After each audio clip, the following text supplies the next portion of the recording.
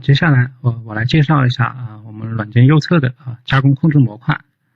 首先我们要先明确一下浮动坐标系和工件坐标系的区别。我们浮动坐标系指的是我们当前切割头所在的位置就是我们的程序零点。就我把现在我们在软件上看到的我的红色的叉叉代表了我切割头在机床幅面内的位置。我移动到任意一点后，我点预览其实我们这个时候我们浮动坐标系我们的程序零点就在我们切割头所在的位置。这个时候我进行加工的话就在当前位置的右上方去加工这个圆。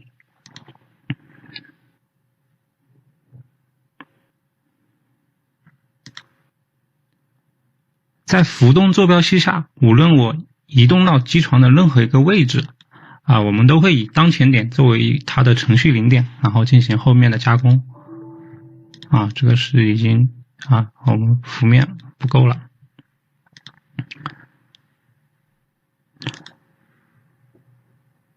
但是当我们在工件坐标系下呢我们工件坐标系是有一个工件坐标系的程序零点的。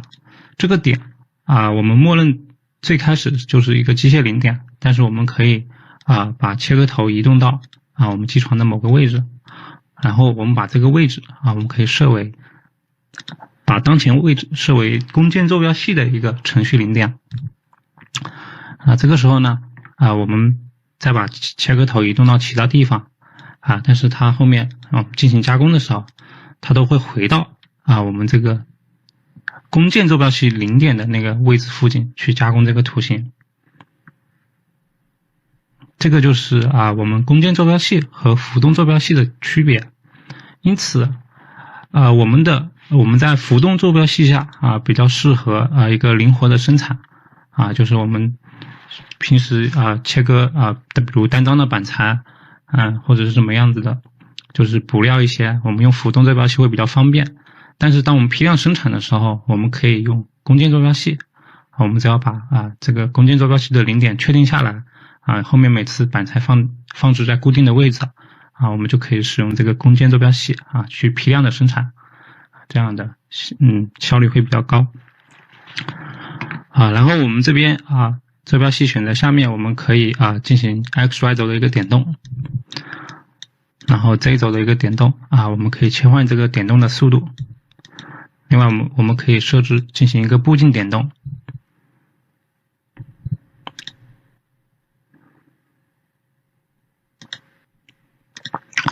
然后在这边我们还有个点动切割这个功能呢我们常常会用来进行一个板材的切断。因为这个时候我们勾上这个选项以后，我们进行点动操作的时候我们的切割头就会跟随下去，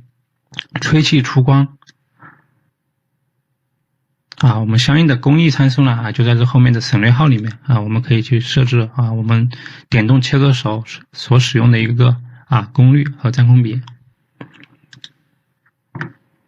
然后我们平时激光点射的时候它的点射功率也在这边可以设置我们一般默认是用 10% 这样子出来的光不会太猛，我们可以用来做激光对踪然后下面一栏我显示了我们当前焦点所在的一个位置我们可以进行一个焦点定位也可以进行一个焦点的一个点动回原点等功能然后再往下呢是我们有一个标记坐标的功能这个功能呢搭配我们的浮动坐标系用起来会比较方便一点。就我们可以在机床的任意位置我们标记一个坐标，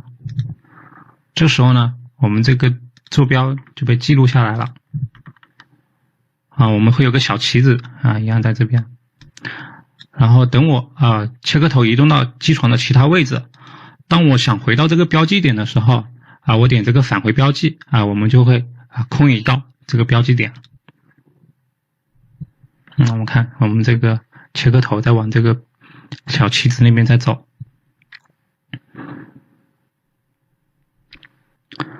我们的软件最多支持6个标记点，也就是我们可以在机床的6个位置进行一个标记。然后这边有一个记忆零点啊，我待会搭配我们这个加工再讲。然后我们这边再往下是我们的光闸、红光还有激光点射我这边因为是使用通信的方式，所以我这个光闸是点不开的，因为我没有和激光器取得通讯然后我们这边跟随按了跟随以后呢，我们切割头就会跟随下去，然后点这个吹气我们就可以选择不同的气体去检测是否有气体能出来。比如我现在吹氧气，然后它有个氧气报警给到我，说明我现在气压是不足的然后再往下是我们的可以进行一个加工控制的一个部分比如我现在按下开始我们就会去加工这个圆，因为这是浮动坐标系，所以就是当前点的我们右上方去加工了这个圆。然后我也可以加工过程中现在我的位置已经不足够加工这个圆了。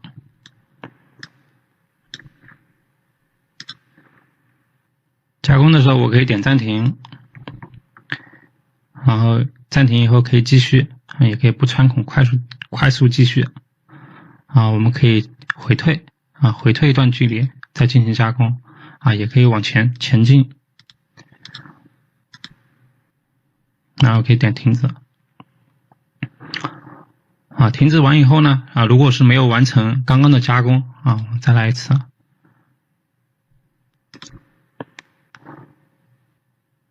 我们就可以断点定位到刚刚那个位置，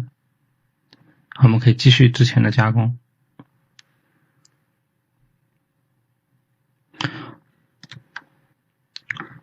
另外我们如果是浮动坐标系下我们在加工之前往往会走个边框确认一下我们加工的图形是否是在板材以内。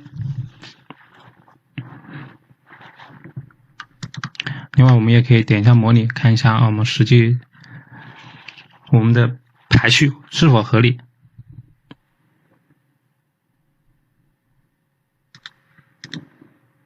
然后我们这边右边还有个空走功能当我们点空走以后呢我们切割头 XY 轴会运动，但是我们的 Z 轴不会跟随下去，也不会吹气出光还有我们可以进行一个循环加工像这个是应用场也不是很多，我们可以点了以后我们可以不断的在这个位置进行一个加工。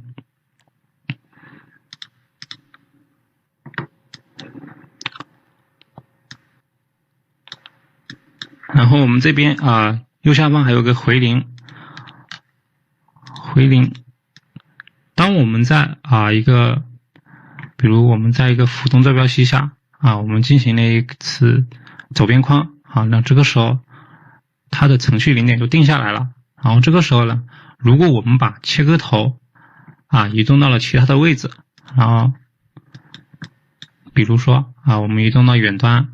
然后这个时候我要想到回到这个程序零点怎么办呢？我们点这个回零就可以回到刚刚的我们走边框时候确定的一个程序零点。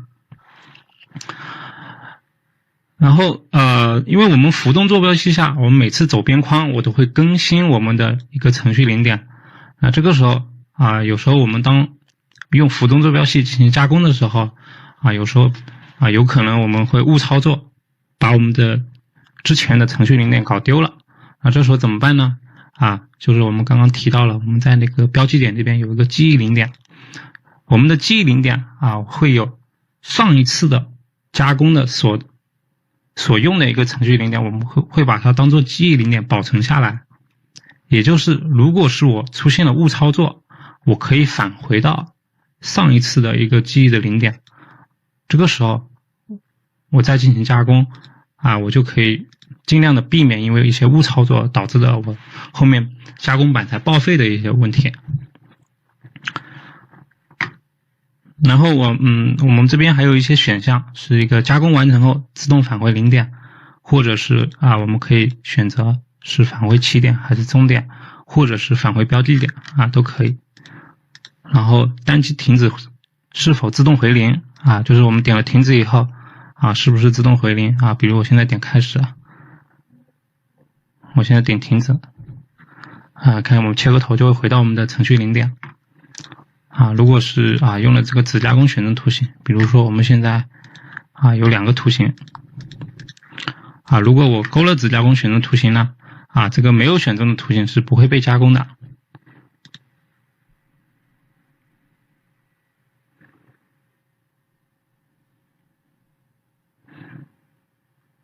可以看到我们只加工了这个大圆，小圆是没有被加工的。然后启用软纤维保护，就是我们可以确保我们切割头在一个软幅面范围内。如果把这个选项去掉我们就可以是移动到软纤维外。但是这个是有一定的风险的，所以我们尽量还是要勾选上这个选项。然后这边还有个加工前寻边这个是主要是当我们板材放着有点歪了以后，我们可以勾选上这个功能然后我们把这个电容寻边的一些需要的一些尺寸输进去我们就可以了。这个时候我们进行加工的时候呢，它会先进行一次寻边完以后会自动开始加工然后这边我们可以设置我们回退前进的一个距离以及速度就我们刚刚看到了，我们在加工过程中如果是暂停以后我们是可以前进回退的。然后这个前进回退的距离呢在哪里设置呢？就是这边我们可以设置一个速度。再往下是我们一个加工技术功能这里面呢是我们每进行一次加工比如说我们现在加工一个，每加工一次呢我们这个计件就会增加一次这个不是根据零件来的。比如有2个图形，它也是上一次。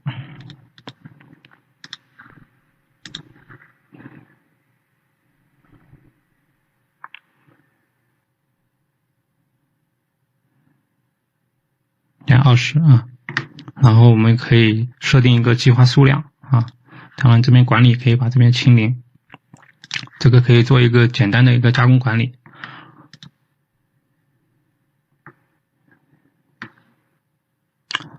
然后其他在我们这个软件的下方我们会有一个系统的日志有个报警的记录，还有系统的日志在这里面呢会记录我们之前